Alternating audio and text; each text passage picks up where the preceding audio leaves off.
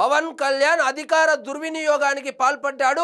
OG cinema రేట్లు మొదటి రోజు 1000 రూపాయలకు పెంచుకున్నాడు అని గగ్గోలు పెడుతున్నారు. సినిమా ఏమి నిత్యావసర వస్తువు కాదు. టికెట్లు మొదటి రోజు పెంచుకోవడం ఇది కొత్త కూడా కాదు. ప్రభాస్, మహేష్, ఎన్టీఆర్, అల్లు అర్జున్ ఇలా అందరి సినిమాలకు గతంలో ప్రభుత్వాలు టికెట్లు రేట్లు పెంచుకునే వెసులుబాటు కల్పించాయి. అసలు అధికార దుర్వినియోగం అంటే ఏమిటో నేను ఇప్పుడు చెబుతాను, మీరు వినండి. యాత్ర అనేటువంటి సినిమాను తీసినందుకు రెమ్యునరేషన్ కింద ఆ దర్శకుడికి హార్స్లీ హిల్స్ లో విలువైన ప్రభుత్వ భూమిని ఉత్తి పుణ్యానికి రాసి చేయడాన్ని అధికార దుర్వినియోగం అంటారు. చంద్రబాబు, పవన్ కళ్యాణ్, నారా లోకేష్ ల మీద వెకిలి సినిమాలు తీసినందుకు రామ్ గోపాల్ వర్మకు డిజిటల్ కార్పొరేషన్ నుంచి 2,50,00,000 రూపాయల డబ్బులు ఇవ్వడాన్ని అధికార దుర్వినియోగం అంటారు. ప్రతిపక్ష నాయకుల మీద ప్యారడీ సినిమాలు తీసుకుని బతికే దాసరి కిరణ్ కి టీటీడీలో బోర్డు మెంబర్ గా ఇవ్వడాన్ని అధికార దుర్వినియోగం అంటారు. ప్రీమియర్ షోకి 1000 రూపాయలు పెట్టడం ఇష్టం లేకపోతే దుప్పటి కప్పుకొని పడుకొని నెక్స్ట్ షోకి వెళ్తే 100 రూపాయలకు చూడవచ్చు. అది కూడా ఇష్టం లేకపోతే